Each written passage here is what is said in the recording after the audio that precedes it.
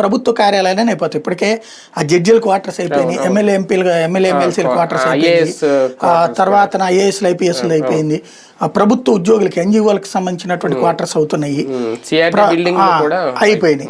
CRD ఇప్పుడు అయిపోయింది, ఇవి అయిపోతాయి. దాంతో పాటుగా రాష్ట్రంలోని అన్ని ప్రభుత్వ కార్యాలయాలు ఇప్పటిదాకా విజయవాడ గుంటూరులో హెడ్ క్వార్టర్స్ ఉన్నాయి, అవి కూడా తెచ్చి అక్కడే కడుతున్నారు. ఇదివరకు అమరావతి అంటే ఎన్ అనే ఉద్దేశంతో విజయవాడ గుంటూరులో కూడా పెట్టారు.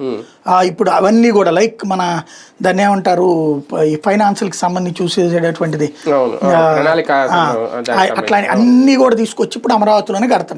కేంద్ర ప్రభుత్వ రంగ సంస్థలు కూడా అక్కడే కడుతున్నారు. వాస్తవంగా ఇప్పుడు అమరావతిలో మీకు విజయవాడ గుంటూరు నుంచి రోజు కూడా ఇవన్నీ కాగ్ ఆఫీస్ ఇవన్నీ కూడా అక్కడే పెడుతున్నారు. ఈ ప్రొక్లైనర్లు విక్లైనర్లు చూస్తే విపరీతం. వాస్తవంగా చెప్పాలంటే రోడ్లు గీడ్లన్నీ పాడైపోయినాయి అని చెప్పి కొంతమంది పెడుతున్నారు, కానీ కట్టేటప్పుడు పాడవ కట్ట ఉంటాయి అన్నీ కూడా. మొత్తం ఆ పూర్తి చేసేస్తానికి 70 to 80% పూర్తి చేసేస్తారు.